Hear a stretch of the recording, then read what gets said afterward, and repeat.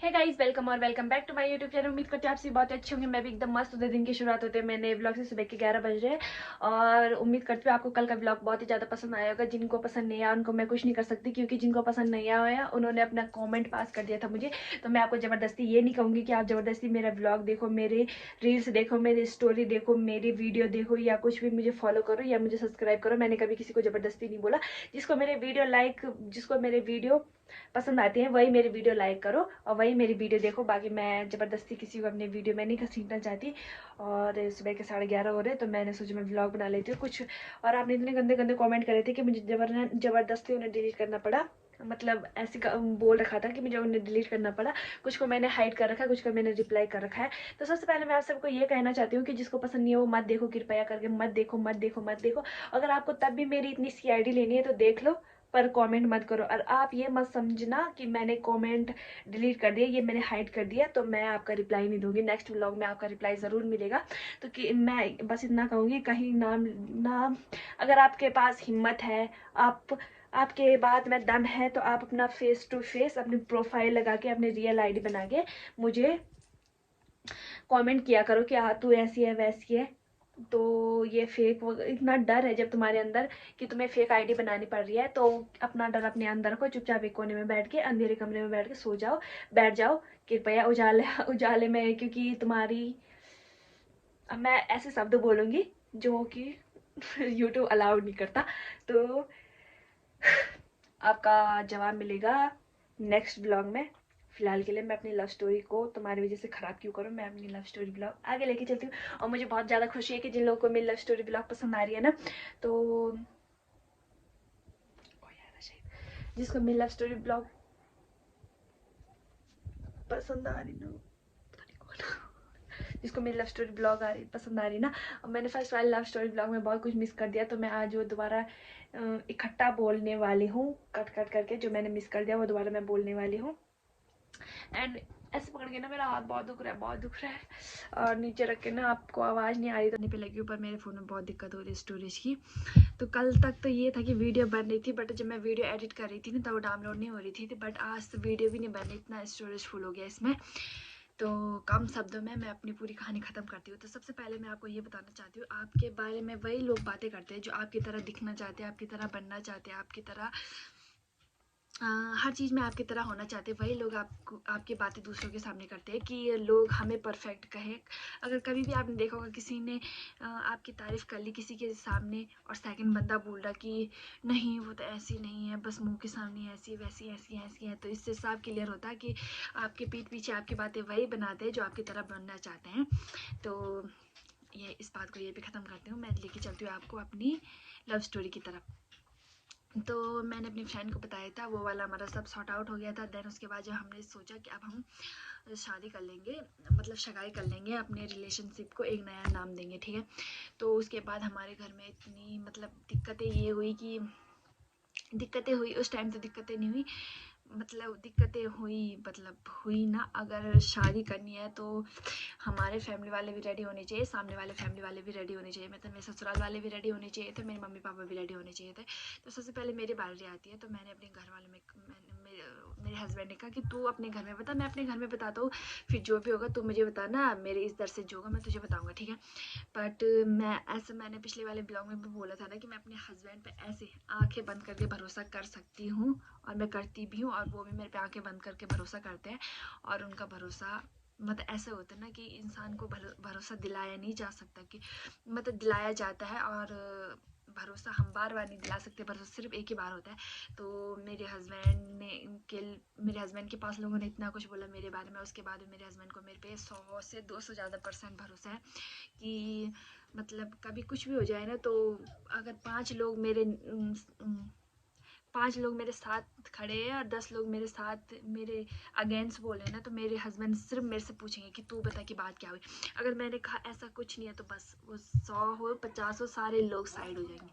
मेरे हस्बैंड सिर्फ मेरी बातें सुनेंगे। बस मुझे इस बात की बहुत ज़्यादा खुशी है कि मुझे ऐसा हमसफ़र मिला। तो फिर जब मैंने अपने घर में बताया, मैंने सबसे पहले मैं अपनी बात करती हूँ। सबसे पहले मैंने अपने घर में कहा कि मम्मी कि नहीं, उससे पहले एक और बात थी, वो मैं आपको बता देती हूँ। उससे पहले ना मेरे लिए 2 आर्मी वालों के रिश्ते आए थे। मैं उनका नाम तो नहीं लूँगी, बट उनकी भी शादी हो गई, दोनों की शादी हो गई, दोनों सोशल मीडिया पे हैं।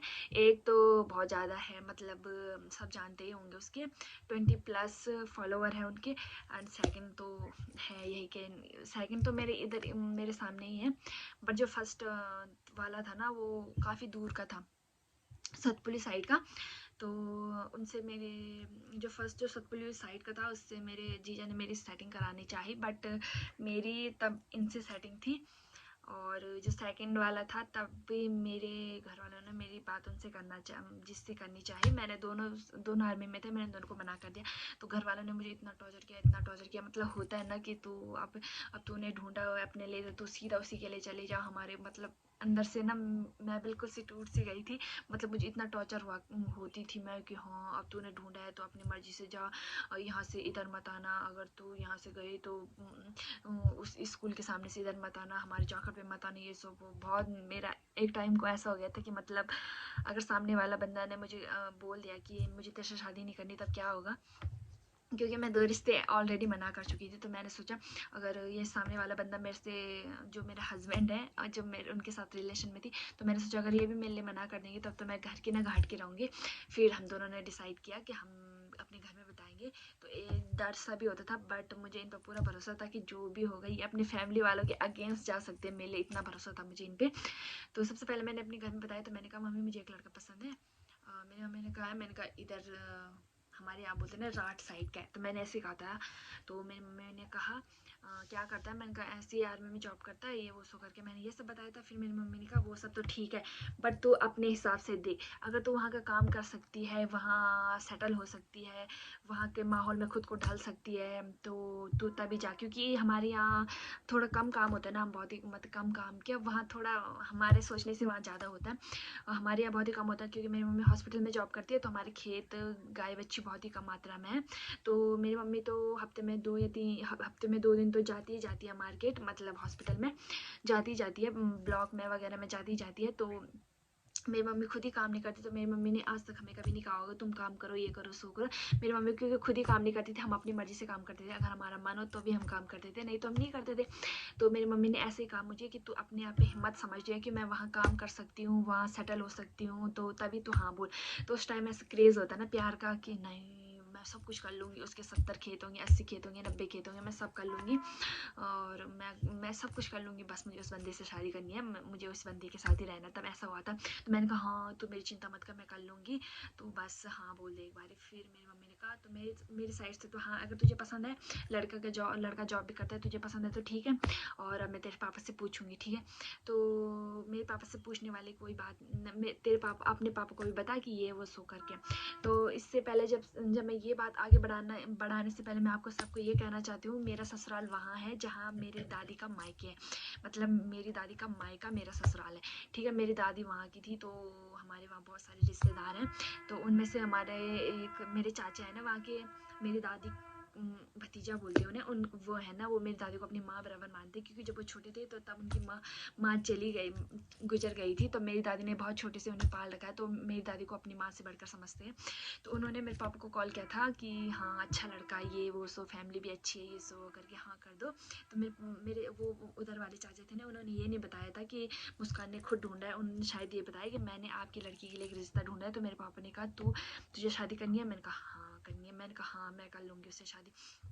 उसके बाद जब मैं उससे आदमी से सेटल, मतलब मैंने कहा हाँ मैं करूँगी, सॉरी मैंने कहा हाँ मैं करूँगी उससे शादी। तो मुझे आज तक ये एक बात बता दो, मुझे आज तक पता नहीं चला कि मेरे पापा को पता भी है या नहीं पता है कि मेरी लव मैरिज है। आज तक मेरी एनिवर्सरी आने वाली है, सालगिरह आने वाली है शादी की, पर मुझे आज तक पता नहीं चला कि मेरे पापा को एक्चुअल में पता भी है कि नहीं है कि मेरी शादी लव मैरिज है या अरेंज मैरिज है। एंड मेरे साइड से हो गया था सॉर्ट आउट कि अभी इतना सॉर्ट आउट हो गया था कि मैंने अपनी फैमिली को बता दिया, तो मेरी फैमिली वाले राजी हो गए थे, ठीक है। बट ये अभी कुंडली पे बात आएगी, वो मैं आपको आगे बताऊंगी। तो अब चलते हैं उनकी साइड से ये हुआ कि हाँ कहाँ है लड़की, ये वो सो करके। और एक मज़ेदार बात ये बताती हूँ आप सभी को कि जब मेरे ससुर जी को पता चला, उन्होंने कहा लड़की मैंने पसंद करी, उसका नाम मुस्कान है। तो मेरे ससुर जी ने कहा वो सब तो हम उसका बायोडाटा तो बाद में निकालेंगे, पहले लड़की को बोलो अपना नाम हटाइए, मुस्लिमों वाला नाम है, नाम ही खराब है लड़की का।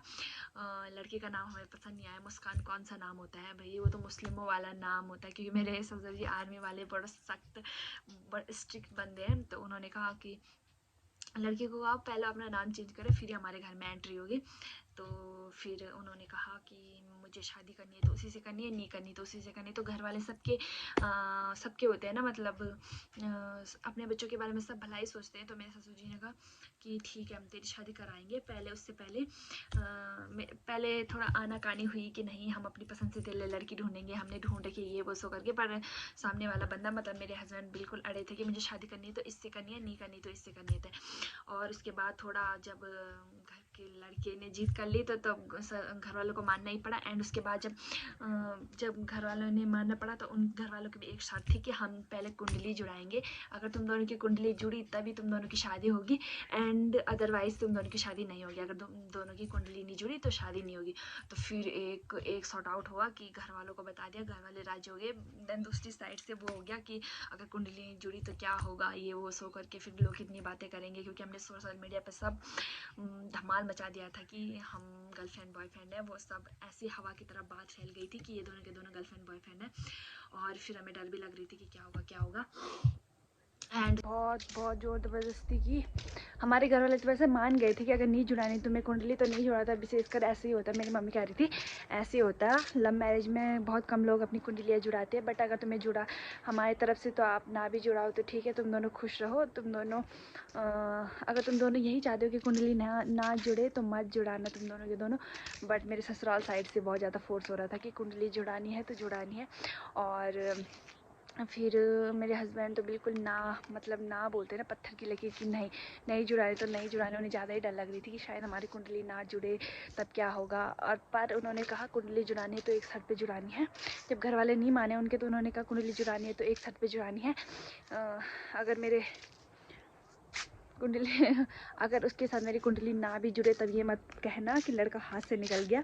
तो मैं शादी करूँगा तो उससे करूँगा, मैं फिर यहाँ नहीं आऊँगा। हम दोनों के दोनों कहीं भाग चलेंगे और हम दोनों के दोनों शादी कर लेंगे, कहीं दूर सेटल हो जाएंगे। तो फिर ऐसे जैसे तैसे भी करके घर वालों ने कहा ठीक है। पर हम एक बार घर वालों ने तब भी कुछ नहीं कहा ठीक है तू जहाँ जाना तुझे जा, पर हम कुंडली तो जुड़ा के रहेंगे। जब कुंडली जुड़ेगी तब तुम दोनों की शादी होगी। उसके बाद दोनों फैमिली में बातचीत हुई कि कुंडली जुड़ानी है। फिर मैंने अपनी कुंडली उनको सेंड की, अपने ससुराल वालों को। फिर उन्होंने कुंडली जुड़ाई तो हमारे घर का पंडित होता है ना, उनसे कुंडली जुड़ाई तो उन्होंने कहा कुंडली तो सटक जुड़ गई। मतलब खुशी की बात ये थी कुंडली जुड़ गई थी दोनों की। और मतलब वो पंडित कुंडली जुड़ गई थी। बट हमारे इस साइड से डर था, क्योंकि जब मैं छोटी थी तो मुझे पता नहीं क्या क्या क्या बोलते रहते थे ये। एक बार इन्होंने कहा था कि तेरे ग्रह तेज हैं, कभी कहते थे तेरे ग्रह कमज़ोर हैं, कभी कहते थे तू राक्षस गण है, कभी कहते थे तू देवगण है, कभी कहते थे मानव गण है। ये सब कह के मुझे डर लगती थी कि कुंडली में दोष होगा तो मेरा ही होगा। तो इसके बाद जब मेरी मम्मी मेरी कुंडली जुड़ाने से पहले मेरी मम्मी मेरी कुंडली जुड़ाने से पहले मेरी मम्मी मेरी कुंडली एक पंडित जी को दिखाने के लिए लेके गई थी। पंडित जी ने कहा इसके ग्रह थोड़ा तेज हैं या फिर कुछ ऐसा करके कहा था, जिस वजह से मुझे भी बहुत डर लग गई तब कि मैं अगर अपनी कुंडली दूंगी एक तो ना जुड़ेगी तो फिर क्या होगा। मुझे बहुत डर सी लगने लगी थी तब। एंड उसके बाद मैंने दिल पे पत्थर रख के मैंने कहा ठीक है। मुझे अपने हस्बैंड पर आंख बंद करके भरोसा था। मैंने कहा जो भी होगा यही संभालेगा, फिर आगे। एंड उसके बाद जब मुझे अपने पति पे पूरा भरोसा हो गया तो उसके बाद जब हमारी कुंडलियाँ एक पंडित को दिखाई, फिर पंडित ने कहा कुंडलियाँ जुड़ गई। बट कुंडलियाँ जुड़ गई, वैसे तो सब कुछ ठीक ही है, पर आपको शादी के बाद एक हवन कराना पड़ेगा जो कि शिवालय में कराना पड़ेगा। अब आपको कहीं भी करा वो आपकी मर्जी। बट हमारे वहाँ एक शिवालय है जो कि बहुत प्रसिद्ध है। बोलते हैं अगर आपको भी कोई दिक्कत है तो उस शिवालय में ज़रूर आना। अगर आपको जानना कौन सा शिवालय तो कमेंट करके ज़रूर बताना, मैं आपको नाम मैं वो कर दूँगी। मेरी दादी मेरे को आवाज़ दे रही लव स्टोरी पूरी नहीं करने देंगे ये लोग मुझे। और हाँ, फिर शादी के बाद ऐसा कहा था हवन करना पड़ेगा, फिर दोनों के दोनों पूजा करेंगे। फिर हमने शादी के बाद वाला हवन भी कर लिया। अगर आपने अभी तक मेरी वीडियो नहीं देखी तो जल्दी क्लिक करके मेरे आगे वाले वीडियो में देख लेना, हमने एक हवन कराया था शादी का। तो मैं आपसे यही कहना चाहती हूँ कि अगर आपकी शादी है, आपका हमसफ़र, कहते हैं ना कि प्यार तो बहुत था पर घर वाले नहीं माने और उसकी फैमिली बीच में आ गई थी, इसकी वजह से हम एक नहीं हुए, ऐसा कुछ नहीं होता। कहते हैं ना, किसी ने ठीक है क्या आता, किसी चीज़ को शिद्दत से चाहो तो पूरी कायनात तो आपको उससे मिलाने में लग जाती है। तो आप कोशिश किया करो, अगर आपका प्यार है तो पूरी कोशिश किया करो, 100% कोशिश किया करो। अगर आपको कोई हेल्प की ज़रूरत है तो मेरे हस्बैंड से ट्रिक लेना, वो आपको बताएंगे कि कैसे अपनी फैमिली वाले को वो करते हैं। बट ऐसा होता है ना कि एक टाइम पे फैमिली भी मान जाती है कि जहाँ हमारे बच्चे खुश हैं, हमारी खुशी भी उसी में है। और बाकी मैं क्या कहूँगी, हाँ, इसके बाद हमारी जब कुंडलियाँ वगैरह जुड़ गई तब हुआ, तब हमें थोड़ा ठंडक मिली, दिल को तलाश ठंडक मिली। और उसके बाद अभी स्टोरी ख़त्म नहीं हुई, उसके बाद जब हमारी शादी होने वाली थी तब तक हमारी इतनी लड़ाई होती थी ना, इतनी लड़ाई होती। वैसे लड़ाई किसके बीच नहीं होती, पर लड़ाई होनी भी जब कहते हैं अगर लड़ाई हो रही तभी प्यार दिखता है, अगर लड़ाई नहीं हो रही तो समझ लेना आप सिर्फ एडजस्ट हो रहे, लड़ाई कहीं और ही हो रही। तो लड़ाई होना ज़रूरी है रिलेशन में। तो अभी तो ये बस सगाई तक की हुई, हमारी कुंडलियाँ जुड़ी। उसके बाद अप्रैल में वो छुट्टी आए थे, अप्रैल में हमने अपना प्यार शो ऑफ कर लिया था। देन हमारी सगाई नवंबर में हो गई थी। तो फिर नवंबर में हमारी सगाई की डेट फिक्स हुई। तो अब सितंबर या अगस्त, सितंबर में हमने अपनी कुंडलियाँ जुड़ा ली थी एंड नवंबर का हमने डेट निकाल लिया था। तो मुझे अच्छे से याद है हमारी सगाई 20 नवंबर को हुई थी। और 20 नवंबर को जब हमारी सगाई की डेट निकली तो आपको इससे मज़ेदार बात एक और बता देती हूँ। जब से हम रिलेशन में आए ना, अभी तक हमारा रिलेशन संडे की, हमारे हर काम संडे ही हो रहे। क्योंकि जब हम फर्स्ट टाइम मिले थे वो सडनली मिले थे, हम एक दूसरे का कोई प्लान नहीं था मिलने का। तो उस दिन संडे था, हम दोनों के दोनों मिले। एंड उसके बाद जब हमारी कुंडलियाँ गई वो भी संडे के दिन गई। और मेरी सगाई भी संडे के दिन हुई, शादी भी संडे के दिन हुई। और अब मैं जब ससुराल से यहाँ आती हूँ और यहाँ से ससुराल जाती हूँ तो दोनों का भी हमेशा संडे के दिन ही जाती हूँ, क्योंकि संडे के दिन मेरे ससुर जी की छुट्टी होती है। पता नहीं कौन सा सिस्टम है उनका संडे वाला। तो जब से हम रिलेशन में आए या मेरी शादी हुई तब से हमारा संडे ही चल रहा। और मैं आपको एक बात और बता देती हूँ, जब हम फ्रेंड थे ना तो मुझे पहले से पता था ये बंदा मुझे पूरी लाइन दे रहा है, मुझे पूरी लाइन दे रहा है। मतलब ये मुझे बहुत वो करता है, मतलब बहुत स्टॉक करता है ये बंदा मुझे। भले शो ऑफ नहीं करता था कि मैं तुझे प्यार करता हूँ, ये शो ऑफ नहीं करता था, बट मुझे लगता था, ऐसा बोलते हैं ना लड़कियों के पास एक ऐसी पॉजिटिविटी होती है जो उसे पता चल जाता है कि सामने वाला बंदा उसके बारे में कैसे सोच रहा है, किस हद तक सोच रहा है, किस बारे में सोच रहा है, कितना गंदा सोच रहा है, कितना अच्छा सोच रहा है, कितना उसको अपनी तरफ अट्रैक्टिव करना चाहता है। तो ऐसा मुझे पहले से लगता था। एक बारी की बात बताती हूँ जो मैंने पिछले वाले व्लॉग में नहीं बताया। हम एक मेले में गए थे, उस टाइम हम फ्रेंड थे। तो इन्होंने ऐसे कहा, हाँ ठीक है, तू ठीक है। मैंने कहा हाँ मैं भी ठीक हूँ। नहीं, कॉल करके बोला है ना आज तू मेले में आ रखे। मैंने कहा हाँ। तो कह रहे मिलने आ जाए। मैंने कहा ठीक है। मैं रोड पे गई मिलने के लिए, क्योंकि हमारे यहाँ तो पैदल वाला रास्ता था। वो मेला परसों वाला था, जो मैंने परसों वाला एक ब्लॉग बना रखा था, बुंखाल मेला, वही मेला था। हम मिले थे उस टाइम हम सिर्फ फ्रेंड थे शायद। तो ये मेरे से मिले, कहा हेलो हाय ये वो सो करके। अब मैं उनकी स्कूटी के सामने ऐसे ही खड़ी हो रखी थी, तो काफ़ी लोग ऐसे देख रहे थे। उस दिन से भी काफ़ी लोगों को थोड़ा हम पे शक हो गया था, बट उस टाइम हम रिलेशन में नहीं थे शायद। उसके बाद ही हम रिलेशन में आ गए थे, 1-2 हफ्ते बाद। तो उस टाइम ऐसा हुआ था कि जब मेरे फ्रेंड, मैं इनकी स्कूटी पे ऐसे थी, उन्होंने कहा मेरे को मिलने आ जाए। तो मैं उनकी स्कूटी के सामने ऐसे खड़ी हो रखी थी। तब उन्होंने कहा कि हाँ ठीक है। मैंने कहा हाँ। कह रहे कब जाइए घर? कह रहे मैं तुझे छोड़ूँ? मैंने कहा नहीं, हमारा पैदल वाला रास्ता है, अगर हम आपके साथ आएंगे बाइक में, स्कूटी में, तो हमें दूर पड़ जाएगी, तो हमारे लिए रात हो जाएगी। हमारा शॉर्टकट वाला रास्ता है, हम अपने रास्ते एक जाएंगे घर। तब कह रहे नहीं मैं छोड़ देता हूँ तुझे। मैंने सीधे मना कर दिया। मैंने कहा हम नहीं आ रहे भाई, तुम्हें जाना तो तुम जाओ। ठीक है। उन्होंने कहा, ऐसे गुस्से में चले गए कि ठीक है। मुझे कोई ऐसे शो ऑफ किया कि मुझे कोई फ़र्क नहीं पड़ता कि तो आए ना आए। फिर काफ़ी दूर जाने के बाद, अपने वाले मार्केट में जाने के बाद, पता नहीं क्या हुआ, इन्होंने मुझे दोबारा कॉल किया, कहा है? मैंने कहा अभी तो मैं घूम ही रही हूँ मेले में। कह रही घर नहीं जा रही? मैंने कहा हाँ जाऊँगी 30-40 मिनट बाद। तो कह रहे मैं दोबारा आ रहा तुझे मिलने में। उस टाइम हम फ्रेंड थे। मैंने कहा दोबारा आ रहे? कह रही जी। मैंने कहा आ जाओ ठीक है, मुझे भी कोई दिक्कत नहीं है, आ जाओ। मैं भी ऐसी लाइन दे रही थी ना, मैंने कहा ठीक है आ जाओ। फिर ये दोबारा आए थे उस टाइम मुझे मिलने के लिए। और उस टाइम मेरी बहन थी ना, हाँ, मेरी बहन को लगता था कि हम दोनों फ्रेंड हैं। फिर उसके बाद उसने भी कहा था कि अच्छा ये तेरा सिर्फ दोस्त है, दोस्त तो नहीं आते इतनी दोस्त से दोबारा से मिलने के लिए। बट उस टाइम हम फ्रेंड ही थे एक्चुअल में। उसके कुछ टाइम बाद ही हम रिलेशन में आ गए थे, और हम रिलेशन में एक बहुत बड़े कारण से आए थे, वो आपको कल का व्लॉग में बताऊँगी। आज का व्लॉग फिर से बहुत बड़ा हो गया, और मैं कल फिर आपको बताऊँगी कि हम रिलेशन में क्या हुआ था कि हमें रिलेशन में आना पड़ा, हमारी इतनी लड़ाई हो गई थी जिस वजह से हमें रिलेशन में आना पड़ा। तो आज का व्लॉग मैं यही ख़त्म करती हूँ। उम्मीद करती हूँ आपको पसंद आया होगा। मिलते हैं फिर से नेक्स्ट व्लॉग में। Bye bye.